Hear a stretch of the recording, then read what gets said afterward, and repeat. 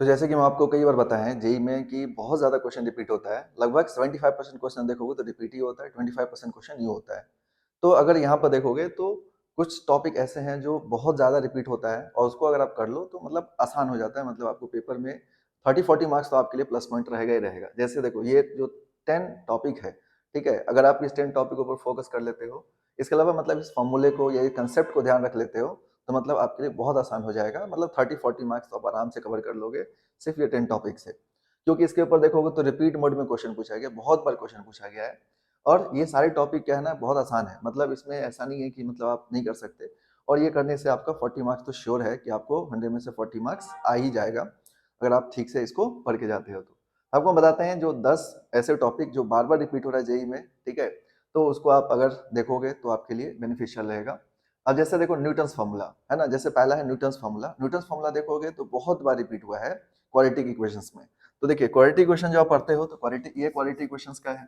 तो quadratic equation में Newton's formula use होता है, बार-बार यूज होता है। तो ये इसके लिए आपको ध्यान रखना है न्यूटन्स फॉर्मूला के बारे में। जैसे ax square plus bx plus c equals to 0 है। तो इसका क्वेश्चन कैसा होता है कि आपको यहाँ पर सम ऑफ n एस एन, इसका अल्फा बीटा का दो रूट है तो आपको ऐसा दे रखा होगा alpha power n plus minus beta power n, ठीक है?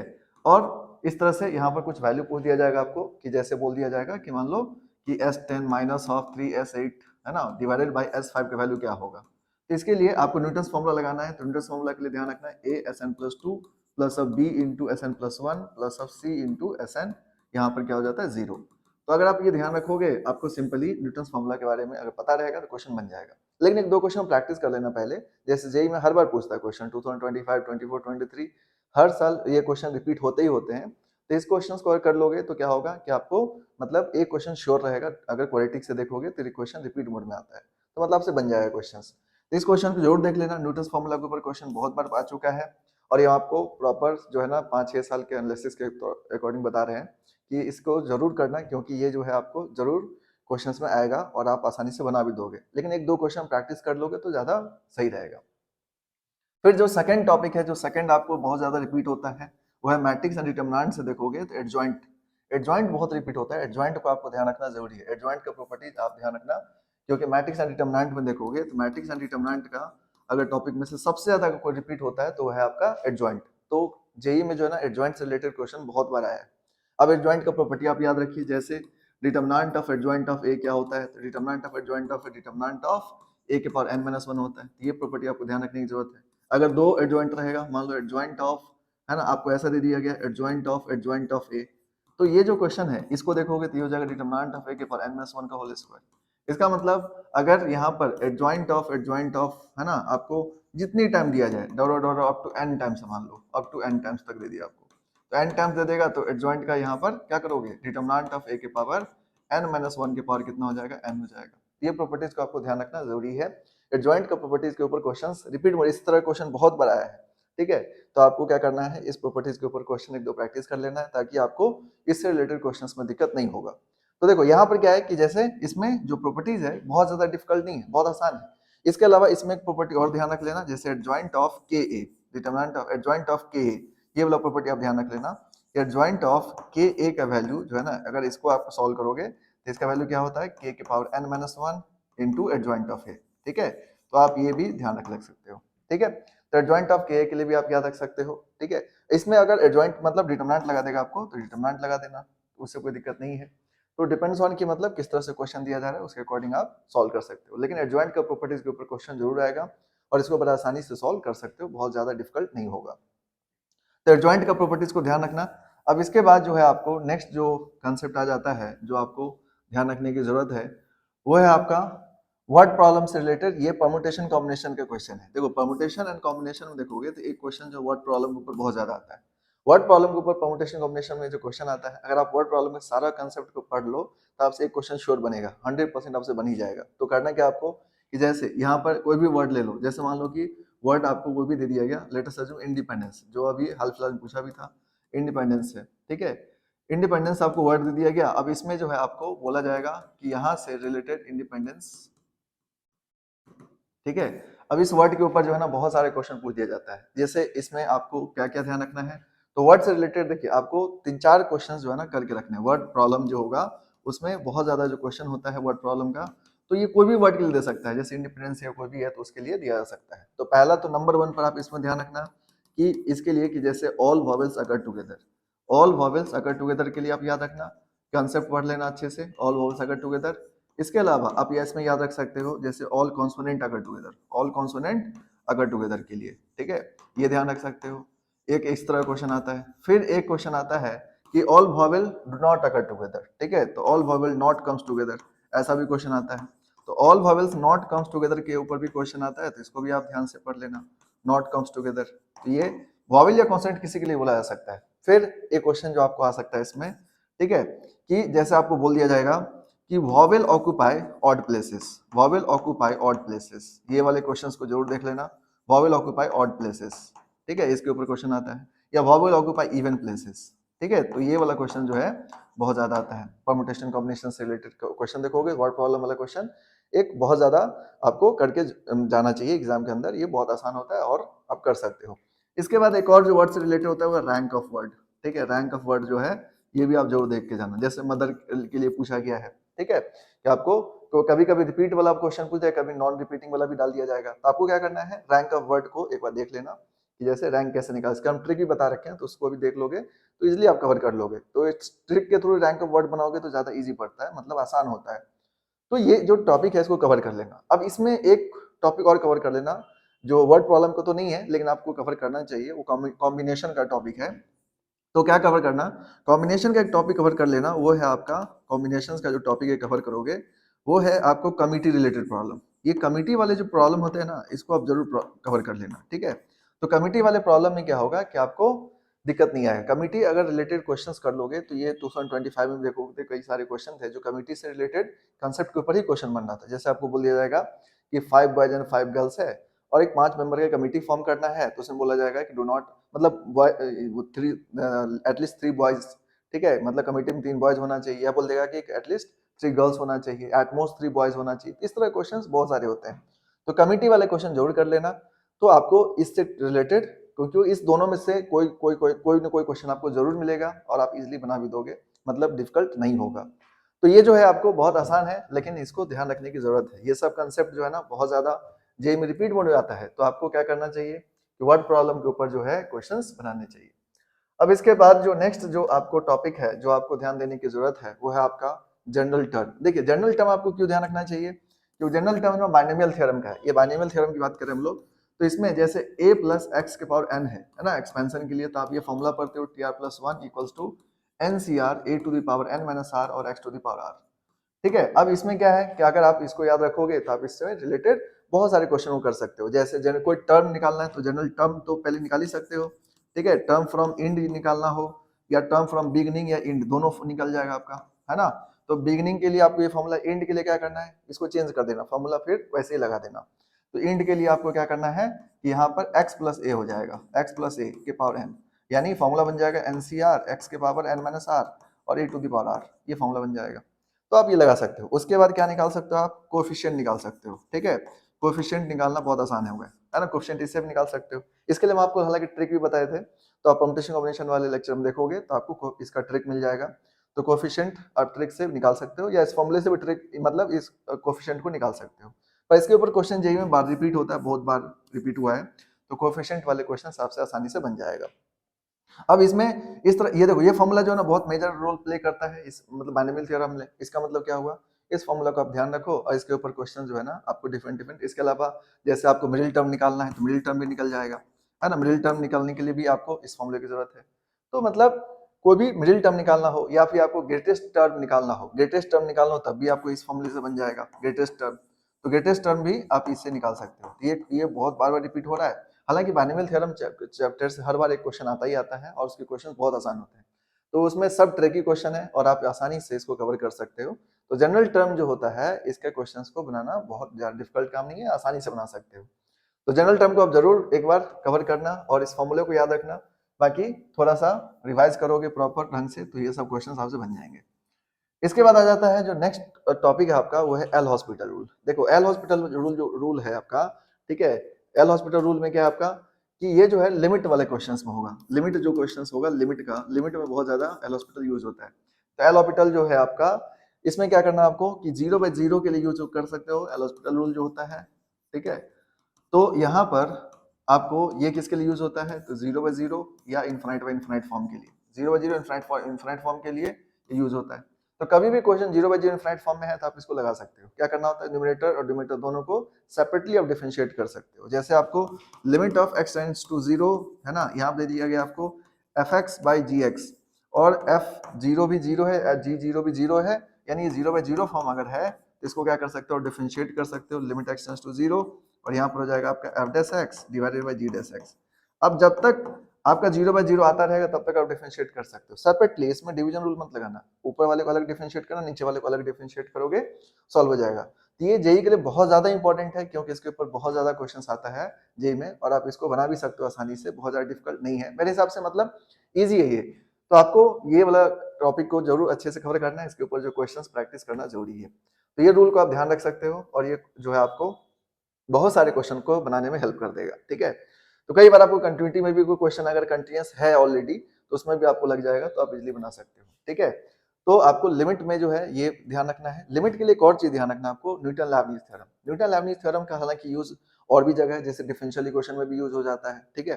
फंक्शन में भी कई जगह यूज हो सकता है यहाँ पर। तो आपको न्यूटन लैबनीज थ्योरम जो है लिमिट के लिए भी ध्यान रखना है, क्योंकि इसमें जो है आपको देखिए इसका बहुत सिंपल कंसेप्ट है। क्या होता है कि अगर आपको D by D X of integration of, यहाँ पे दे दिया आपको phi X to psi X, ठीक है, और यहाँ पे दे दिया गया आपको F T into D T. तो आपको करना क्या होता है कि यहाँ पर सिंपली यहाँ ये लिमिट पुट कर दो, तो एफ साई एक्स इंटू, है ना, अब लिमिट को डिफरेंशिएट करना, फंक्शन को नहीं, side S X minus of, यहाँ पर हो जाएगा F phi X into five S X, ठीक है। तो सिंपली यहाँ पर F phi X into five S X हो जाएगा। अब ये आपका न्यूटन लैबनीज थ्योरम होता है, इसके ऊपर क्वेश्चन बहुत बार बार आते हैं, आपको सॉल्व करोगे क्वेश्चन बन जाएगा। तो जेई में कई बार इसके ऊपर क्वेश्चंस पूछा गया है, हर मतलब आपको 2-3 चैप्टर के अंदर ये कांसेप्ट यूज होता है न्यूटन लैबनीज थ्योरम, ठीक है। डिफरेंशियल इक्वेशन में भी कई सारे क्वेश्चन है जो इसके ऊपर है। तो आपको क्या करना है, ये कांसेप्ट को ठीक से पढ़ के जाना है, इसके ऊपर क्वेश्चंस लगा के जाना है, क्योंकि इसके ऊपर जो क्वेश्चन आएगा तो आप इजीली बना सकते हो, क्योंकि बहुत ज्यादा डिफिकल्ट नहीं होता है, मतलब आसान होता है। तो आपको करना क्या चाहिए कि इस कंसेप्ट को जो है ना अच्छे से ध्यान रखना चाहिए। न्यूटन लैबनीज थ्योरम में क्या करोगे, एक बार फिर समझ लो। तो यहाँ पर क्या करना है आपको, लिमिट सब्स्टिट्यूट करना है, एफ टी के टी की जगह पर साई एक्स, तो F psi X into differentiate ना लिमिट को करना है, फंक्शन को नहीं, तो side S X minus of F phi X into five S X. और इसके ऊपर जो क्वेश्चन आएगा आप इजीली बना सकते हो। तो जेई के क्वेश्चन से इसके ऊपर बहुत बार आया, लिमिट में तो खैर बहुत ज्यादा क्वेश्चन आया है इसके ऊपर, तो आपको इसको जरूर सॉल्व करना चाहिए। बाकी हम लिमिट के लिए आपको बता रखे हैं, जो इंपॉर्टेंट टॉपिक वगैरह उसको भी आप जाके देख लो, तो सारा चीज आपको कवर हो जाएगा, ठीक है।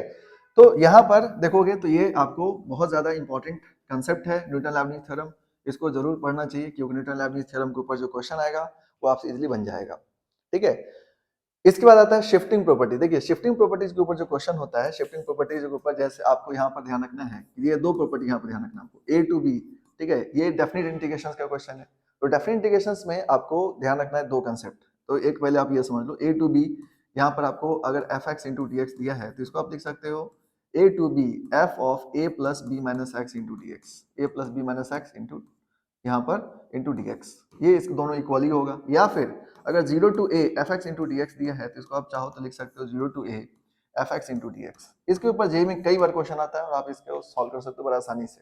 जैसे एग्जांपल के लिए अगर मान लो कोई क्वेश्चन आपको इसके ऊपर दे दिया 0 से पाई बाई 2, ठीक है, यहाँ पर दे दिया suppose sine x divided by sine x plus cos x, ठीक है, इस तरह से दे दिया।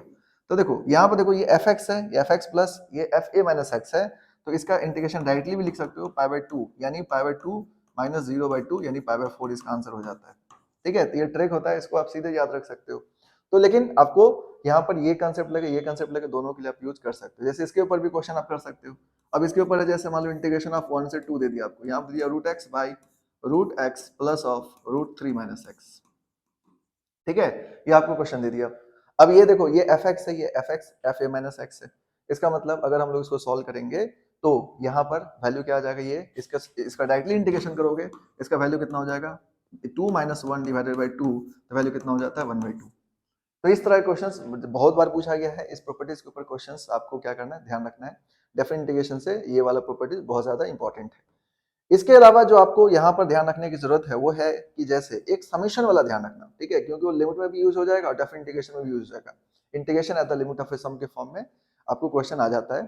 तो उसको क्या करना है आपको कि जैसे आपको हम बता रखे हैं लिमिट वाले टॉपिक में कि summation of r equals to 1 to n दे दिया गया, और यहाँ पर दीजिएगा suppose n divided by r square plus n square, ठीक है, और यहाँ पर दीजिएगा आपको limit n tending to infinity, ठीक है।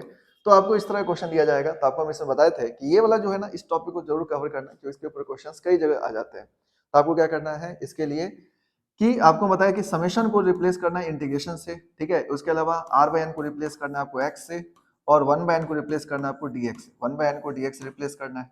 लिमिट के लिए क्या करना है, limit of n tending to infinite है, लोअर लिमिट यानी lower value 1 divided by n करोगे, वैल्यू क्या होगा 0, और अपर लिमिट के लिए करोगे तो क्या हो जाएगा आपका limit of n tending to infinite, और यहाँ पर क्योंकि n तक गया है तो n by n value cancel करोगे तो कितना आ जाएगा 1।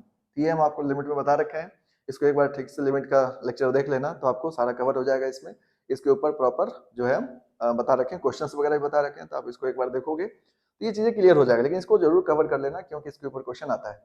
अब इसको लिखने के लिए आपको क्या करना है कि आर स्क्वायर, जैसे यहाँ पर R N by R square plus N square है, तो आर स्क्वायर को कॉमन ले लो और उसको सॉल्व करो। जैसे इसको अगर लिखोगे तो ये हो जाएगा इंटीग्रेशन ऑफ 0 टू 1, ठीक है, 0 टू 1 हो जाएगा। आर कॉमन ले लोगे तो यह आ जाएगा आपका यहाँ पर एन बाई आर यानी एक्स, जैसे 1 बाय एन के वैल्यू dx लिख सकते हो।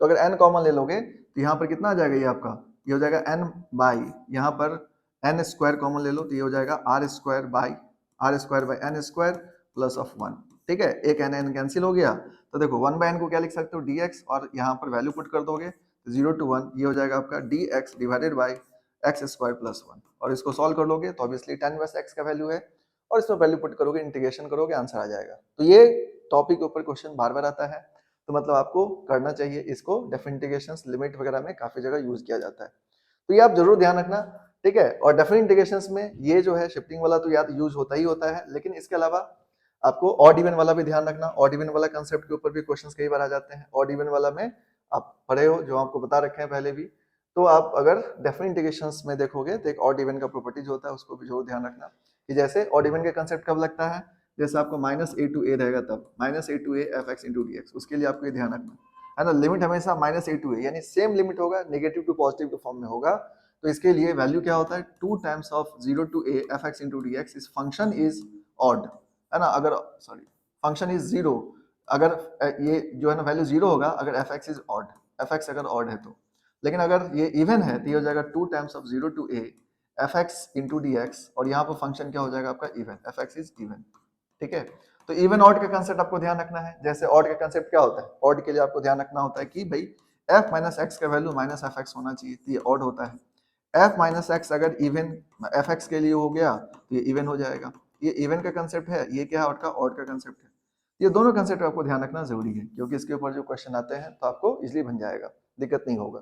तो मतलब ये वाला क्वेश्चन, ये वाला जो टॉपिक है इसको भी कवर करना है, क्योंकि इसके ऊपर इस प्रॉपर्टीज के ऊपर भी क्वेश्चन आता है डेफिनेट इंटीग्रेशन में, और आपसे इजीली बन जाएगा, मतलब बहुत ज्यादा दिक्कत वाली बात नहीं है। तो डेफिनेट इंटीग्रेशंस को कंट्रोल करने के लिए सिंपल है कि आपको प्रॉपर्टीज को ठीक से पढ़ना है और उसके ऊपर क्वेश्चंस लगाने हैं, क्योंकि उसको जो है क्वेश्चंस लगाने अगर आ गया आपको तो उसके क्वेश्चंस इजी होते हैं, ज्यादा डिफिकल्ट नहीं होता। तो इंटीग्रेशंस जो है आपको अच्छा वैसे भी रहना चाहिए, क्योंकि इंटीग्रेशंस की जरूरत बहुत जगह है। जैसे आपको एरिया निकालना है, डिफरेंशियल इक्वेशन सॉल्व करना है, तो इंटीग्रेशन आपका अच्छा रहना जरूरी है। उसमें आपको ऑब्वियसली डेफिनेट इंटीग्रेशंस के लिए आपको प्रॉपर्टीज जितना बेटर रहेगा आपके लिए डेफिनेट इंटीग्रेशन उतना आसान हो जाएगा, और प्रॉपर्टीज को लगाने आना चाहिए, सिर्फ याद रखना नहीं है, आपको क्वेश्चंस प्रैक्टिस करना है उसके लिए, तो क्वेश्चन बन जाएगा। इसके बाद जो नेक्स्ट टॉपिक है जो बहुत ज्यादा पूछा जाता है और कंफर्म पूछा जाता है, 99.99% चांसेस रहता है पूछने का, तो डिफरेंशियल इक्वेशन से वो है लीनियर डिफरेंशियल इक्वेशन, ठीक है। तो देखिए लीनियर डिफरेंशियल इक्वेशन जो है ये आपको हम पहले ही बता चुके हैं डिफरेंशियल इक्वेशन वाले टॉपिक में, अगर आप नहीं देखे हो तो आप उस लेक्चर को देख लेना लीनियर डिफरेंशियल इक्वेशंस के बारे में। तो यहाँ पर हम आपको डिटेल में बताए थे डिफरेंशियल इक्वेशंस के वाले चैप्टर में। तो देखिए लीनियर डिफरेंशियल इक्वेशंस में क्या है कि आपको दो तरह का डिफरेंशियल इक्वेशन आएगा इसमें। जैसे एक आएगा आपका dy by dx plus P Y equals to Q, एक तो ये आ जाएगा। अगर ऐसा आएगा तो आपको ध्यान रखना p एंड q जो होगा आर वेरिएबल ऑफ x, ठीक है, वेरिएबल ऑफ x होगा या फिर कांस्टेंट होगा, वेरिएबल ऑफ x या फिर कांस्टेंट हो जाएगा। तो यहाँ पर ये बात ध्यान रखना है। इसके लिए हम लोग इंटीग्रेटिंग फैक्टर निकालते हैं। तो इंटीग्रेटिंग फैक्टर क्या होता है, e to the power integration of P D X. इसका जनरल सॉल्यूशन निकालोगे तो जनरल सॉल्यूशन क्या हो जाएगा, जनरल सॉल्यूशन आप इजिली निकाल सकते हो, क्या हो जाएगा इसका y इंटू इंटीग्रेटिंग फैक्टर, है ना, equals to integration of q into integrating factor into D X plus C, ठीक है, ये वैल्यू आ जाएगा। इसी तरह से एक और इसका फॉर्मेट होता है, एक फॉर्मेट होता है कि dx by dy plus of P X equals to Q, इस सिचुएशन में पी एंड क्यू जो होगा आर वेरिएबल ऑफ क्या हो जाएगा, आर वेरिएबल ऑफ, यहाँ पर ध्यान रख सकते हो आप, आर वेरिएबल ऑफ क्या होना चाहिए आपका वाई, या फिर क्या होना चाहिए कांस्टेंट। ठीक है, ये आप ध्यान रख सकते हो। अब इसके अलावा जो आपको यहाँ पर ध्यान रखने की जरूरत है कि जैसे अगर इसमें मान लो अगर इंटीग्रेटिंग फैक्टर निकालोगे तो इसका इंटीग्रेटिंग फैक्टर क्या होगा, E to the power integration of P D X P D Y. ठीक है, और इसका जनरल सॉल्यूशन निकालोगे तो जनरल सॉल्यूशन इसका आ जाएगा x into integrating factor equals to integration of q into integrating factor into D Y और प्लस सी। ठीक है, ये आपका आ जाएगा। तो ये दोनों फॉर्मेट के ऊपर डिफरेंशियल इक्वेशंस में बार बार क्वेश्चन आता है और आप यहाँ पर जरूर इसको करके जाना, क्योंकि ये बहुत ज्यादा बार पूछा गया है। तो आपको इजीली बन जाएगा क्वेश्चंस, दिक्कत नहीं आएगा डिफरेंशियल इक्वेशंस के लिए। लेकिन मेरी तरफ से एक और है, आपको अगर थोड़ा और ज्यादा आपको कॉन्फिडेंट होना है तो एक और आप लग करके जाना, वो है बर्नौलिस। ठीक है, आप एक बर्नौलिस को जरूर पढ़ के जाना। अगर बर्नौलिस को भी कवर कर लिए तो आपसे ये क्वेश्चन ना बने, ऐसा हो ही नहीं सकता फिर। ठीक है, तो आपको क्या करना है, लीनियर डिफरेंशियल इक्वेशन जब आप पढ़ रहे होगे तो बर्नौलिस को साथ में कर लेना। ठीक है, बर्नौलिस के लिए आपको थोड़ा तैयार रहना चाहिए, क्योंकि जेई में ना बर्नौलिस का बहुत ज्यादा कंसेप्ट यूज करता है। तो बर्नौलिस के लिए आपको सिंपली क्या करना है कि अगर कभी भी इस तरह के फॉर्मेट रहे dy by D X plus of P Y equals to Q Y के पावर n रहे, ठीक है, और n का वैल्यू 0 या 1 नहीं होना चाहिए, तो इस सिचुएशन में आपको क्या समझना है कि बर्नौलिस लगेगा। तो बर्नौलिस का कंसेप्ट आपको ध्यान रखना है कि y के पावर n से डिवाइड करना होता है और फिर हमें 1 बाई y के पावर n को t मान करके सॉल्व करेंगे, आ जाएगा। तो बर्नौलिस को जरूर कवर कर लेना, क्योंकि बर्नौलिस के ऊपर भी क्वेश्चन आता है। तो आपको क्या करना है, लीनियर डिफरेंशियल इक्वेशंस को अच्छे से कवर कर लेना है और उसमें आपको बर्नौलिस को जरूर अच्छे से कवर करना है। तो बर्नौलिस आपको इजी पड़ता है और बर्नौलिस कर लोगे तो लीनियर डिफरेंशियल इक्वेशंस में आपका कमांड ज्यादा अच्छा माना जाएगा, क्योंकि आपको फिर क्वेश्चन ना बनने का कोई चांस ही नहीं होगा। मतलब 100% आप क्वेश्चन बना लोगे। ठीक है, और आपके लिए बहुत बेनिफिशियल होगा ये। तो ये जो है आपका लीनियर डिफरेंशियल हो गया, इक्वेशन हो गया। फिर है आपका अर्थमेटिक एंड ज्योमेट्रिक मीन। देखिए, arithmetic mean and geometric mean जो है ना, ये बड़ा इंपॉर्टेंट है। Arithmetic mean and geometric mean, ये इसका प्रॉपर्टीज आपको ध्यान रखना है। अर्थमेटिक मीन ज्योमेट्रिक मीन का वैल्यू निकालना बहुत आसान काम है। ये आप तो खैर बचपन, मतलब अर्थमेटिक मीन का वैल्यू तो आप 10th से पढ़ते आ रहे हो। तो अर्थमेटिक मीन तो a प्लस बी बाई 2 होता है, ये बात आप जानते हो, है ना। Arithmetic geometric mean root A B होता है, ये बात भी आप जानते हो। तो ये बहुत आसान है। लेकिन इसका जगह इसका जो ना बहुत सारा काम है। इसका काम क्या है, जैसे मैक्सिमम मिनिमम वैल्यू निकालने में भी काम आता है। तो आपको यहाँ पर एक कंसेप्ट ध्यान रखना कि अर्थमेटिक मीन जो होता है ना, वो equal greater than geometric mean होगा। ठीक है, equal greater than geometric mean होगा। तो ये कंसेप्ट आपके लिए बड़ा जरूरी है, क्योंकि इसके ऊपर जो है ना कई जगह आपको ये यूज हो जाएगा। Arithmetic mean equal greater than geometric mean, जैसे आपको कोई क्वेश्चन डाल दिया जाएगा कि मान लो x प्लस 1 बाई एक्स का मैक्सिमम वैल्यू बताओ क्या होगा, तो क्या करोगे आप, arithmetic mean equal greater than geometric mean कर दो, तो क्या हो जाएगा, 2 हो जाएगा इसका मतलब। मिनिमम वैल्यू अगर निकालोगे तो 2 होगा या 2 से ज्यादा होगा। तो आप ये कंसेप्ट को यूज कर सकते हो मैक्सिमम मिनिमम निकालने के लिए। कंसेप्ट बहुत जरूरी है और इजिली आप ये यूज कर सकते हो, अर्थमेटिक मीन ज्योमेट्रिक मीन। हालांकि एपी जो पूरा कंसेप्ट है उसको ध्यान रखना, ज्योमेट्रिक मीन को ध्यान रखना। और अगर इस चैप्टर में अगर आपको एक चीज और पढ़ना है, मान लो एक चीज और आपको ज्यादा रिपीट मोड में चलता है, जो आपको करना चाहिए वो sum of infinite terms. Sum of infinite terms का कंसेप्ट आप जरूर पढ़ लेना। इस टॉपिक में करोगे तो सम ऑफ इनफाइनाइट टर्म्स का भी कंसेप्ट आप जरूर करना। सम ऑफ इनफाइनाइट टर्म्स का कंसेप्ट जो होता है S infinite equals to a by 1 minus r, जो पढ़ते हो आप, जिसमें r का वैल्यू क्या होना चाहिए, 1 से लेस होना चाहिए। ये कंसेप्ट आपको पढ़ के जाना चाहिए, क्योंकि सम ऑफ इनफाइनाइट के ऊपर क्वेश्चन बहुत बार आता है और आपसे इजीली बन भी जाएगा, मतलब ऐसा ही डिफिकल्ट होता है। तो आपको ये कवर करना जरूरी है। तो यहाँ पर ये जो टॉपिक बताया वो आपको, ये इसको देखना है आपको और इसको कवर करना है, क्योंकि ये सब देखिए, ये सब टॉपिक ऐसा है जो रिपीट हुआ है, बहुत बार रिपीट हुआ है। और इसको आप कवर कर लोगे तो आपको पहले ही बता चुके हैं कि आपके 30 to 40 मार्क्स जो है, 40 मार्क्स तो आपको आराम से मतलब आ ही जाएगा, ये सिर्फ इतने टॉपिक से। ठीक है, तो अगर आप आराम से इसको कवर कर सकते हो, बहुत दिक्कत वाली बात नहीं है। नेक्स्ट है आपका शॉर्टेज डिस्टेंस। देखिए शॉर्टेज डिस्टेंस जो है ना, वेक्टर 3D, देखो वेक्टर 3D के लिए आप हमेशा तैयार रहना। हर एक शिफ्ट में वेक्टर एंड 3D का जो है मिनिमम आपको जो क्वेश्चंस मिलता है, 3 to 4 क्वेश्चंस आपको आएंगे ही आएंगे। ठीक है, 3 to 4 question in each and every shift. तो आपको क्या करना है, आपको ये 3 to 4 क्वेश्चन ये हर बार आता है, लगभग 15 to 20 मार्क्स, मतलब 12 to 16 मार्क्स। 12 to 16 मार्क्स आपका क्वेश्चन यहाँ से आएगा और आपको क्या करना है, वेक्टर 3D को पूरे ढंग से पढ़ना है। वेक्टर 3D के ऊपर हालांकि हम आपको बताएंगे और डिटेल में कि कैसे क्या होता है, लेकिन अभी आपको बता रहे हैं कि वेक्टर 3D में भी जो सबसे ज्यादा रिपीट होता है वो है शॉर्टेज डिस्टेंस। ठीक है, तो वेक्टर 3D का जो कंसेप्ट है यहाँ आपको बता रखे हैं। तो इसको क्या करना है आपको कि वेक्टर 3D का जो लेक्चर है उसको आप देख लेना। वेक्टर 3D का लेक्चर देख लोगे तो आपको पूरा कवर हो जाएगा कि क्या क्या उसमें पूछा जा रहा है रिपीट मोड में। लेकिन आप इसमें अगर एक टॉपिक सेलेक्ट करो जो सबसे ज्यादा पूछा जाता है, मेरे हिसाब से दो टॉपिक सेलेक्ट करना चाहिए आपको, एक शॉर्टेज डिस्टेंस और एक इमेज। ठीक है, तो 3D का जो दो कंसेप्ट है वेक्टर 3D का, ये दो कंसेप्ट बहुत यूज होता है, ठीक है। तो अगर आप ये दोनों को अगर कवर कर लेते हो तो आपके लिए मतलब एक क्वेश्चन तो पक्का ही आएगा आपको, इस दोनों में से एक आएगा और आप बना भी दोगे। तो शॉर्टेज डिस्टेंस के लिए आपको क्या ध्यान रखना है, देखिए जो अभी आपको बता रहे हैं हम, तो ये वाला लेक्चर में आप जरूर देखना, इसमें हम क्या क्या टॉपिक बता रखे हैं उस टॉपिक को कवर कर लेना, तो ये पूरा चैप्टर आप कवर हो जाए, क्योंकि ये बहुत ज्यादा इंपॉर्टेंट चैप्टर है, जिसमें आपको 3 से 4 क्वेश्चन सीधे सीधे जेई में आ जाएगा और आपसे बन भी जाएगा, क्योंकि ये क्वेश्चन जो होता है ना फॉर्मूला बेस्ड क्वेश्चन होता है, ऐसा नहीं कि बहुत ज्यादा आपको दिमाग लगाने की जरूरत पड़ेगा, मतलब आसान होता है। अब ये शॉर्टेज डिस्टेंस का जो क्वेश्चन होता है, इसमें होता क्या है कि जैसे मान लो दो स्क्यू लाइन दे दिया या पैरेलल लाइन भी दे सकता है आपको, तो मान लो जैसे यहाँ पर दे दिया R1 equals to A1 plus of lambda B1, ठीक है, A1 plus of lambda B1 दे दिया, और R2 जो दे दिया आपको A2 plus of lambda mu into B2। तो आपसे बोला गया शॉर्टेज डिस्टेंस निकालो, तो देखो इसका जो शॉर्टेज डिस्टेंस होता है ये हो जाता है आपका A2 minus A1, A2 minus A1 dot B1 cross B2, B1 cross B2, B2 यहाँ पर डिवाइडेड बाय, यहाँ पर इसके बाद क्या कर सकते हो आप, divided by magnitude of B1 cross B2, ठीक है, magnitude of B1 cross B2, हालांकि यहाँ मैग्नीट्यूड लगा लेना क्यों डिस्टेंस है तो नेगेटिव तो होगा नहीं। अब A2 minus A1 dot B1 cross B2 पर magnitude of B1 cross B2, ये शॉर्टेज डिस्टेंस निकल जाएगा किसी भी लाइन के लिए। इसी में अगर आपको पैरेलल लाइन हो, अगर पैरेलल लाइन के लिए दे दिया मान लो बोला गया आपको पैरेलल लाइन, तो पैरेलल लाइन में क्या ध्यान रखना आपको, देखिए पैरेलल लाइन के लिए सिंपली ध्यान रखना है, पैरेलल लाइन क्या होता है कि वेक्टर R इक्वल्स टू आपको ऐसा दिखेगा A1 plus of lambda vector B, ठीक है, और R1 जो R2 दिखेगा आपको वो क्या दिखेगा A2 प्लस ऑफ लैम्डा या म्यू वेक्टर B, क्योंकि इसका वेक्टर भी क्या होगा पैरेलल होगा। तो इसका जो शॉर्टेज डिस्टेंस का फॉर्मूला होता है, तो शॉर्टेज डिस्टेंस का फॉर्मूला क्या होता है A2 minus A1, A2 minus A1 cross B divided by magnitude of B, ठीक है। तो आपको ये सिंपली फॉर्मूला याद रख लेना है और शॉर्टेज डिस्टेंस का क्वेश्चन इजीली कर सकते हो। इसका मतलब क्या हुआ कि आपको ये सब जो है ये सारे टॉपिक को कवर कर लोगे तो आपको बहुत ज्यादा इजी रहेगा, मतलब चीजों को सॉर्ट आउट करने में। तो देखिए ये जो 10 टॉपिक बताए आपको, ये मोस्ट रिपीटेड टॉपिक है जहां से आप क्वेश्चंस को आना श्योर है, मतलब लगभग ये 10 टॉपिक मान के चलो कि आपको 40 मार्क्स देगा, ठीक है, यानी आप ये 10 टॉपिक को अगर ठीक से कर लेते हो तो लगभग आपके 10 क्वेश्चन तो श्योर इसी 10 टॉपिक से आएंगे ही आएंगे और आपको इजीली बन जाए, क्योंकि ये देखोगे अगर 5 to 6 ईयर के क्वेश्चन पेपर को देखोगे तो सबसे ज्यादा अगर रिपीट कोई टॉपिक हुआ है तो यही टॉपिक सब रिपीट हुआ है, मतलब इस टॉपिक को जरूर आपको कवर करना चाहिए।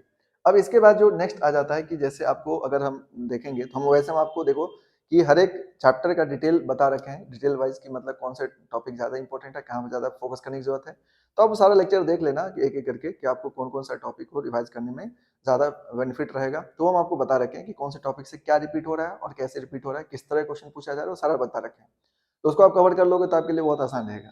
तो आपको देखिए जेई में जो है रिपीट करता ही है, वो आपको हम कई बार बोल चुके हैं कि 75% क्वेश्चन रिपीट कर जाता है। प्रीवियस ईयर के क्वेश्चंस अगर देखोगे 5 to 6 ईयर क्वेश्चंस अगर बना के रखोगे तो इसके क्वेश्चंस बनाने में आपको दिक्कत नहीं होगा।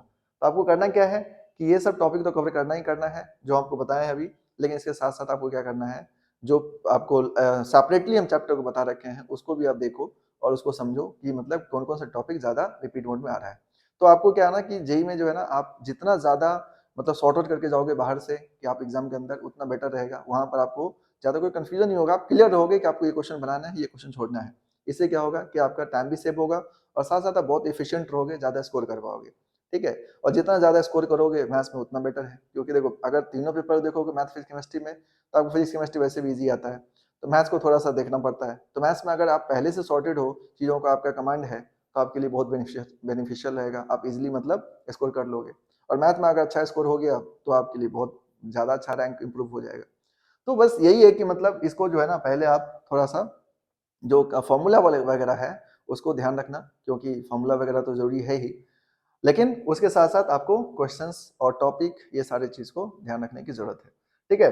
तो देखिए यहाँ पर हम आपको बता दिए कि अगर 10 इंपॉर्टेंट जो मतलब मोस्ट रिपीटेड 10 अगर मोस्ट रिपीटेड टॉपिक जो आपको बार बार पूछा जा रहा है जेई के अंदर, तो अगर आपको जेई के अंदर 10 रिपीटेड टॉपिक को कवर करना है तो आप क्या करना, Newton's formula, adjoint property, word problem, general term, L Hospital rule, Newton Leibniz theorem, shifting property, linear differential equation, AM GM और शॉर्टेज डिस्टेंस, इसको आप कवर कर लो तो आपका काम हो जाएगा, मतलब 40 मार्क्स आप श्योर रहो इससे, ठीक है, 40 मार्क्स आपको इससे आ जाएंगे। इसके अलावा बाकी जो टॉपिक है उसको कवर करोगे जो आपको सेपरेटली बता रखे हैं, तो आपका जो है पूरा पूरा कवर हो जाएगा और आराम से आप 90 प्लस स्कोर कर लोगे मैथ्स में सिर्फ, ठीक है। तो मतलब आपको क्या करना है कि जो हम बताए हैं उसको आप कवर कीजिए, बाकी आप इजिली जो है स्कोर कर लोगे, ठीक है।